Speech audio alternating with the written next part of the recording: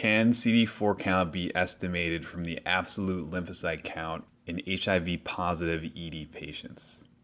So your clinical scenario is of a young person who comes in with a pneumonia-like syndrome, who is HIV positive but doesn't know his last CD4 count. So you wonder, I'm not going to get the CD4 count back anytime soon. Should I begin Bactrim therapy in addition to CAP coverage? So here's my search strategy. Many studies have looked at this question, but there are only a few to look at specifically emergency department populations in developed countries. The specific setting matters a lot because the nutritional status of the patient's co-infection with TB, treatment on heart will significantly affect the CD4 count. And ED patients are, different than clinic patients. So I started with a PubMed search, including both total lymphocyte count and absolute lymphocyte count. These terms are basically the same. I think total includes like immature cell lines, but it did not really yield any other results. A total of 3 different articles came up. I, on the one hand, looked at what references they cited, and also using this tool called the Web of Science, looked at what papers had cited them, but neither yielded any new paper. So the first study was published by Shapiro in Annals of Emergency Medicine in 1998, and it's been the basis of the CD4 estimator that you can find on MedCalc. The problem is that it's actually invalid for answering our question. Why is that? Well, methodologically, I'm not asking for a whole lot, but they included patients from any setting, outpatient, inpatient, and ED. And secondly, we have no evidence that these patients actually had HIV. So unfortunately, the study can't really count here. The second study was published by Napoli in Academic Emergency Medicine 13 years later in 2011. It was done as a retrospective review at one academic medical center over an 8-year period. Patients had known HIV, which means they had an ICD-9 diagnosis, and a CD4 drawn within 24 hours of admission. The authors found 866 patients meeting these criteria and calculated the test characteristics and chose cutoffs of an ALC of 950, which would be very specific for a CD4 less than 200, and 2000, which would be very sensitive.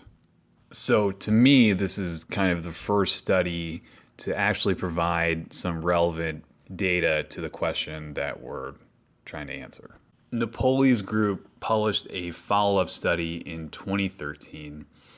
Here, they looked at whether CD4 could be predicted from the ALC in HIV-positive patients with a discharge diagnosis of acute bacterial pneumonia. The study was a retrospective case series again, this time from 3 different medical centers over a 5-year period. They calculated test characteristics from a sample of 686 patients, which were not as well performing as in their initial study.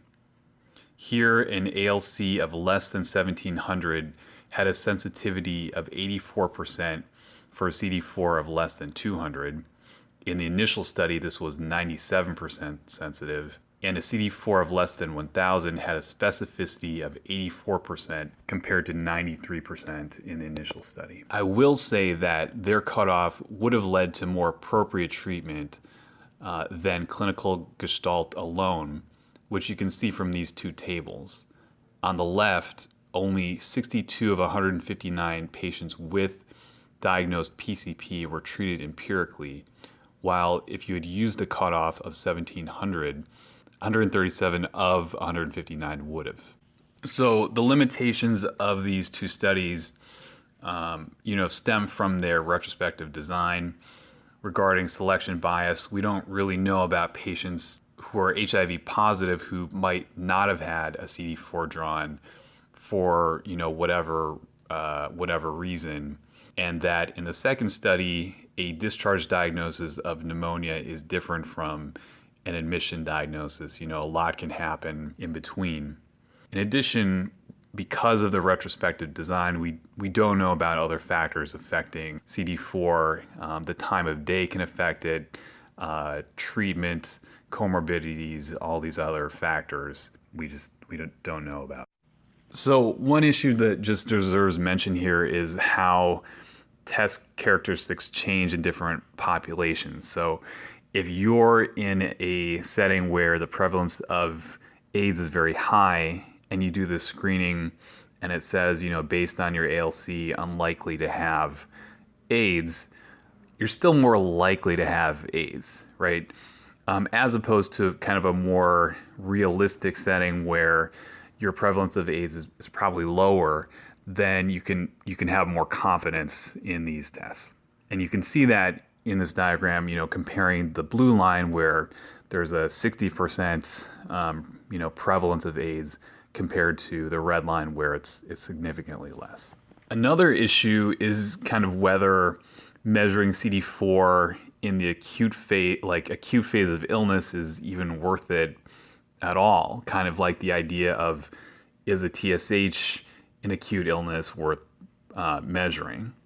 So here's a study by Feeney that was done in 1995 of HIV patients who were not on HAART.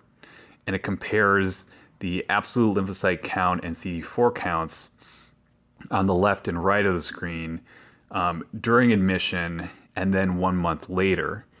And you can see with no change in treatment for HIV, there's a significant jump in both of those counts just because of the suppression that you get from any kind of acute illness. This has been shown in HIV negative patients as well.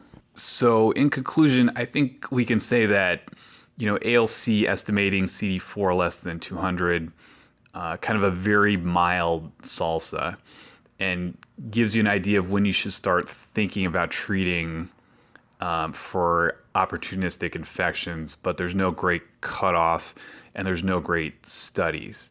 But also, based on the second Napoli paper, you probably want to be treating the opportunistic infection or the possibility rather than not. So a final thing that I'll mention here is that because we all have to do CAT talks, why not get a publication out of it? So the Emergency Medicine Journal, which is like a good British emergency medicine journal, publishes things like these all the time. They're called Best Bets topic reports. And you fill out a template, you put in your table of the studies that you've done, and very likely that you can get it published. So it's a very easy thing to do, a very easy thing to extend from your CAT topic, and a good way to get a quick score publication if you're at all interested in that.